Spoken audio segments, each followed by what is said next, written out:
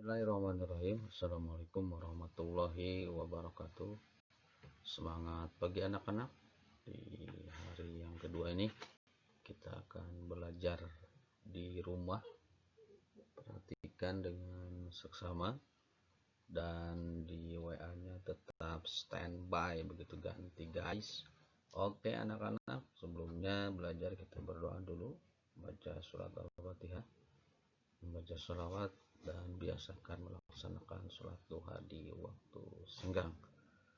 Baik anak-anak, kita lanjutkan belajarnya supaya kalian tetap fokus dalam belajar.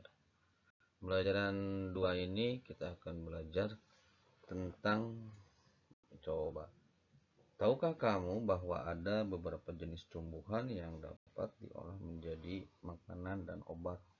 Ayo kita cari tahu. Nah, salah satunya adalah bawang merah.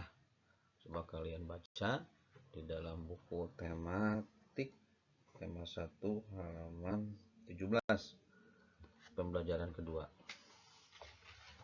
Di Asia Tenggara banyak tumbuhan yang dimanfaatkan untuk bahan makanan. Namun diantaranya banyak juga yang dimanfaatkan sebagai obat. Asia Tenggara sebagian wilayah tropis memungkinkan banyak tumbuhan hidup. Oleh karena itu, masyarakatnya banyak bercocok tanam untuk memanfaatkan kesuburan tanahnya. Bawang merah sering dijumpai di dapur masyarakat Indonesia. Selain dipakai untuk bumbu, bawang merah juga bermanfaat untuk mengobati beberapa penyakit. Orang Jawa mengenalnya dengan sebutan brambang. Bawang merah hidup di daerah Asia Tenggara. Masyarakat Indonesia, Malaysia, Thailand, dan Filipina adalah pengguna bawang merah terbesar. Pemakaian bawang merah terbanyak adalah di Indonesia. Di tahun 2004 saja, jumlah bawang merah yang digunakan mencapai 160.800.000 ton per tahun. Nah, apabila bilangan 160.800.000 ditulis pada tabel nilai tempat, di manakah angka 1 dan 6 ditempatkan? Coba kalian buka di halaman 18. Di sana ada tabel, silahkan diisi. Sudah? Yuk kita samakan.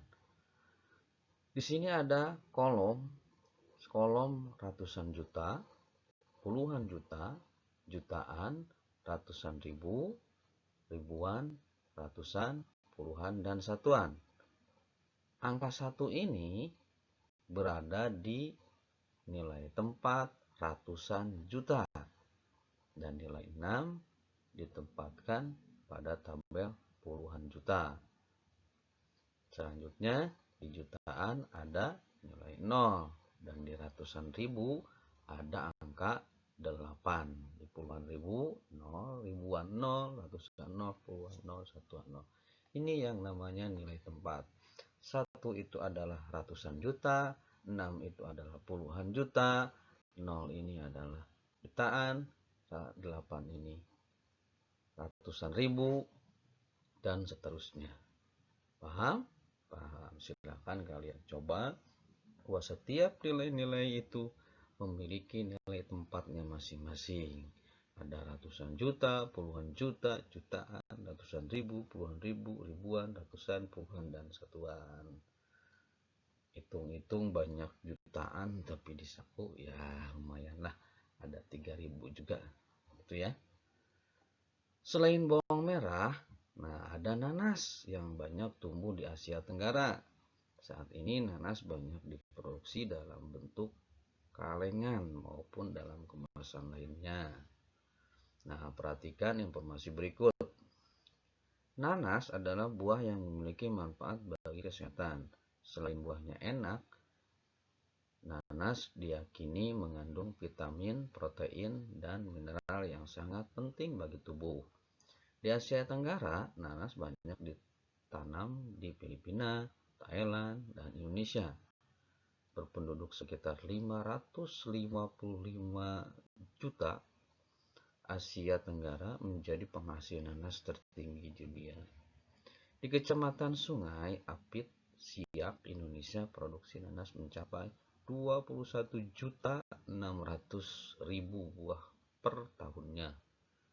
Seorang petani di daerah ini bisa berpenghasilan 34 juta sampai dengan 42.500.000 per tahun.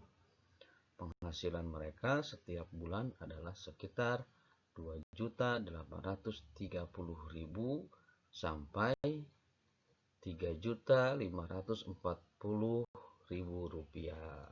Nah, dari angka-angka ini kalian coba diulangi lagi angka-angka yang berkenaan dengan puluhan juta, ratusan juta, puluhan ribu, atau jutaan, ya, supaya kalian bisa mengenal bilangan dan nilai tempatnya masing-masing. Coba diskusikan dengan orang tuamu berkenaan dengan cerita pendek ini. Ya. Di hari libur, Lani dan teman-temannya merencanakan untuk berkumpul di rumah Edo. Mereka berencana membuat minuman dari jahe. Ya, mereka akan mengolah jahe menjadi minuman sehat dan segar.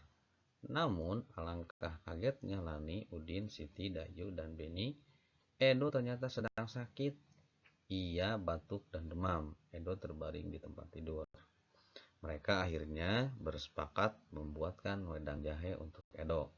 Di belakang rumah Edo banyak tanaman jahe. Edo sangat senang. Persahabatan mereka sangat indah. Mereka memiliki latar belakang yang berbeda, namun semangat tolong-menolong di antara mereka sangat tinggi. Bagaimana pendapat tentang sikap teman-teman Edo? Silakan nanti tulis dalam buku tugasmu. Sikap teman-teman Edo sesuai dengan nilai-nilai yang ada pada Pancasila.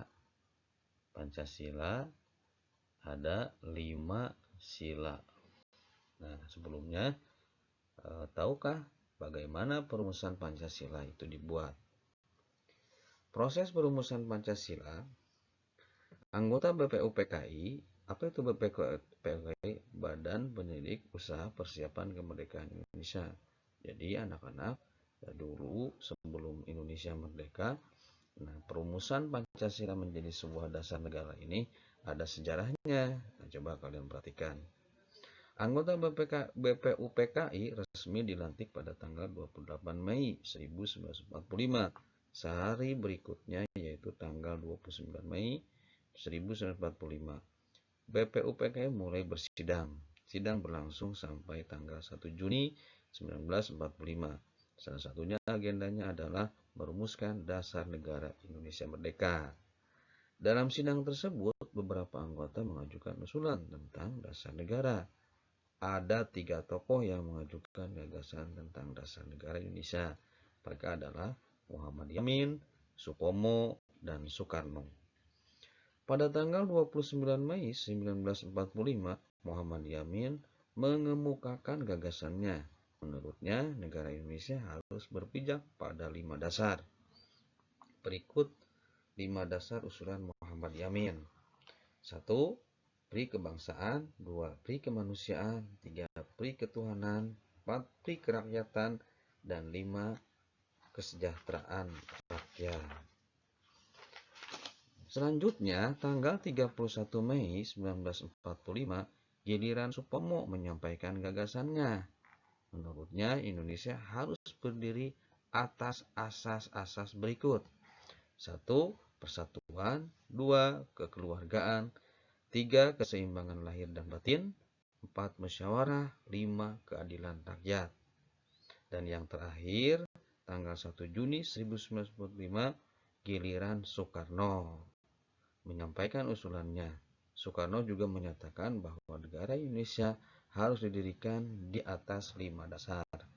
Hanya saja rinciannya berbeda. Berikut ini 5 dasar negara usulan Soekarno. 1. Kebangsaan Indonesia atau nasionalisme. 2. Pri kemanusiaan atau internasionalisme. 3. Mufakat atau demokrasi. 4. Kesejahteraan sosial. Dan 5. Ketuhanan yang Maha Esa. Usulan-usulan tersebut tidak langsung diterima oleh BPUPKI. Setiap usulan ditampung dan dimusyawarahkan bersama. Oleh karena itu, dibentuklah sebuah tim khusus. Tim tersebut kemudian berkembang menjadi sebuah panitia kecil yang terdiri atas 9 orang. Mereka adalah Soekarno, Muhammad Hatta, Muhammad Yamin, Ahmad Subarjo, A.A. Maramis, Abdul Qohar Muzakir, Kiai Haji Wasim Hashim, Wahid Hashim, yang selanjutnya Haji Agus Salim, dan Abi Kusno Cokro Sujoso. Tim inilah yang kemudian disebut dengan Panitia 9. Panitia 9 bertugas membahas 5 lanjut usulan-usulan tentang dasar negara. Nah, anak-anak, dari sejarah perumusan Pancasila ini, dari usulan 3 tokoh itu, maka bersepakatlah menjadi Pancasila sebagai dasar negara Republik Indonesia. Silanya ada 5 yang sering kalian bacakan pada hari Senin. 1. Ketuhanan yang Maha Esa, kemanusiaan yang adil dan beradab, persatuan Indonesia, kerakyatan yang dipimpin oleh hikmat kebijaksanaan dalam pemusatan perwakilan. 5. Keadilan sosial bagi seluruh rakyat Indonesia.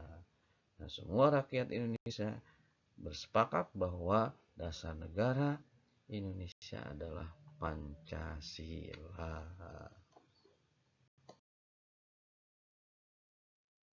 Adapun nilai-nilai yang terkandung dalam sila ketuhanan yang Maha Esa sebagai berikut.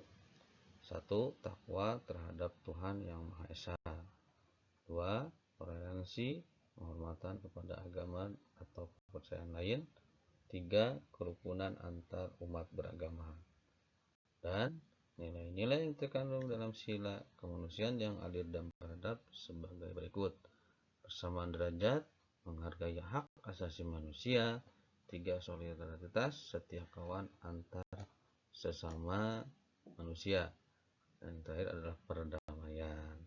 Nah, kalian coba amati gambar yang ada di sebelahnya. Nah, gambar nomor 1 ini termasuk nilai yang terkandung ke dalam sila pertama, ketuhanan yang Maha Esa. Yang kedua, nah, gambar yang kedua ini nilai yang terkandung pada sila kedua, yaitu solidaritas setia kawan. Dan yang gambar ketiga adalah termasuk nilai-nilai yang terkandung pada sila ketuhanan yang Maha Esa. Di sini ada gambar masjid. Masjid ini adalah tempat ibadah umat Islam. Terus ada gereja, ada gereja Protestan dan gereja Katolik. Terus ada tempat ibadah pura. Pura ini adalah tempat ibadah agama Hindu. Dan wihara, tempat ibadah umat Buddha. Selanjutnya ada kelenteng. Kelenteng ini adalah tempat ibadah agama Konghucu. Jadi di Indonesia yang resmi itu ada 6 agama. Yang pertama agama Islam, yang kedua Protestan, ketiga Katolik, yang keempat adalah Buddha, kelima Hindu, dan terakhir adalah Konghucu. Nah, ini adalah gambar yang nomor 4 berkenaan dengan nilai yang terkandung dalam Pancasila. Nah, ini gambar 4 ini terkandung pada sila kedua, kemanusiaan yang adil dan beradab. Ini ada Lani dan teman-teman ini sedang menjenguk Edo yang sedang sakit.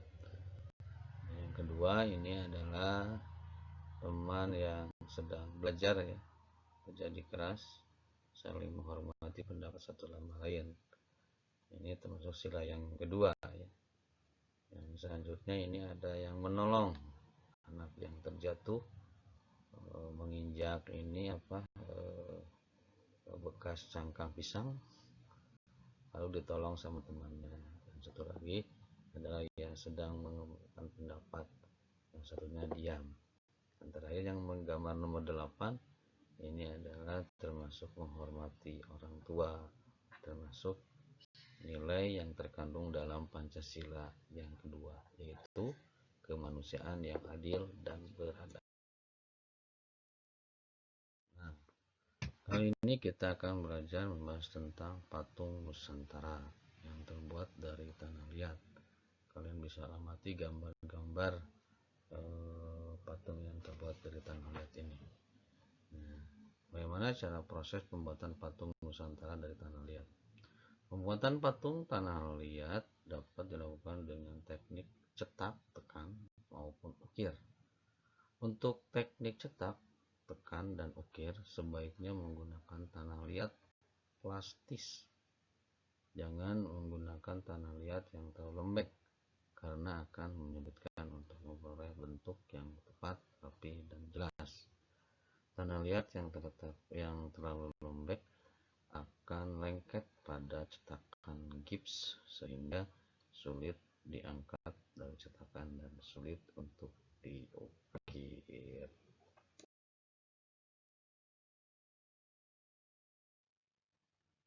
Alhamdulillah pembelajaran 2 sudah selesai. Tapi sebelum selesai, silakan kalian ada tugas. Buatlah kesimpulan dari pembelajaran 2 dan kirimkan jawabanmu melalui Japri ke WA Bapak ya. Terima kasih. Sampai bertemu kembali di lain kesempatan. Assalamualaikum warahmatullahi wabarakatuh.